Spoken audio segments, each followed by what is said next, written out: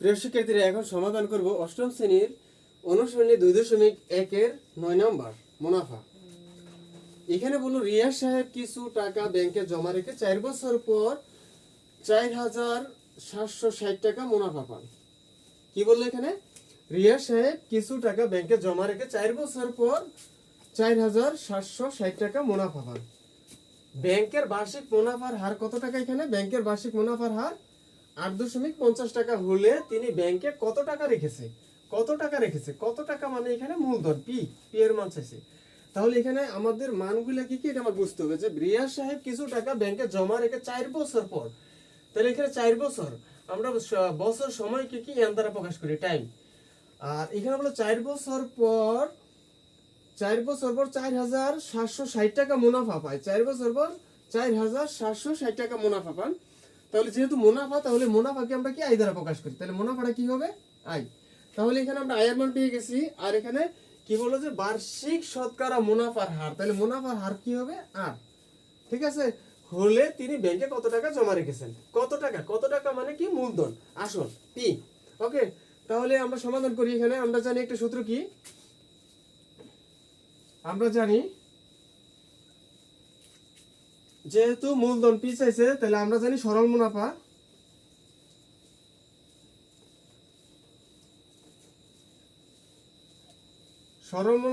I সমান P N আর। যেহেতু আমার মূলধন চাইছে পি এর মান, তাহলে একটু সমাধান করি। বা এখানে পি ইকুয়াল, এখানে আয়ের সাথে এন আর ভাগ হয়ে গেছে। তাহলে এখানে আমার প্রয়োজন কি? আয়ের মান, এন এর মান, আর এর মান। তাহলে আয়ের মান অলরেডি পেয়ে গেছি, মুনাফা পান এত টাকা। তাহলে কি এখানে,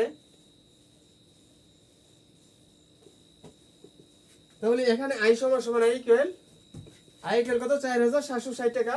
তাহলে 4,760 টাকা। তারপর কি প্রয়োজন? এন এর মান। এন মানে কি? সময় কত? 4 বছর। তাহলে এন ইকুয়াল কত? 4 বছর।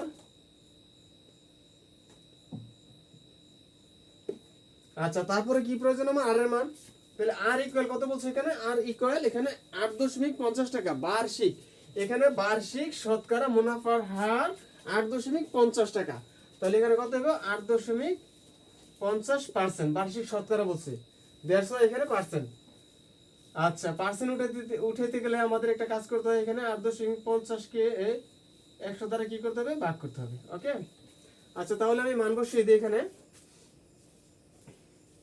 তাহলে এখানে আয়ের মান কত? এখানে 4,760 টাকা। 4,760 টাকা। এন এর মান কত? 4 বছর ইন্টু আর এর মান কত? এখানে 8.50। স্পষ্ট করে লিখি, 8.50 বাই কত? 100।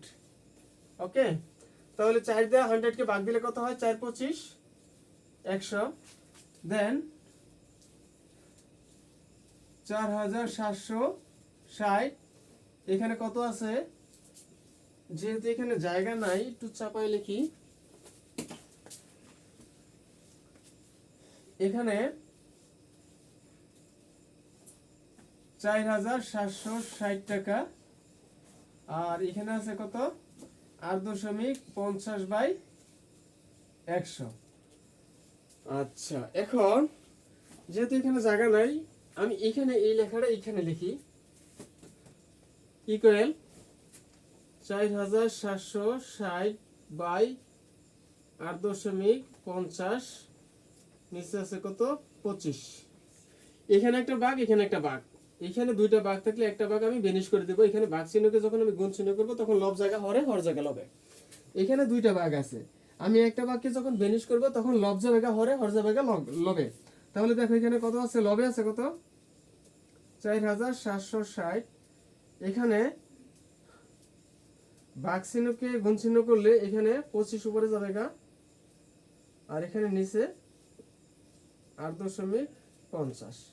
দেন 4,760 ইন্টু, এখানে আমরা ক্যালকুলেটর ব্যবহার করি। 25 ডিভাইডেড 8.50। আচ্ছা, তাহলে এখানে আছে কত? ভাগ করলে 2.94। আচ্ছা, তারপর এখানে গুণ করে দেই, ইকুয়াল গুণ 4760 টাকা, 4760 টাকা। তাহলে এখানে কত আসে? 14,000 টাকা। তাহলে উত্তর আমাদের 14,000 টাকা। আশা করি সকলে বুঝতে পেরেছো।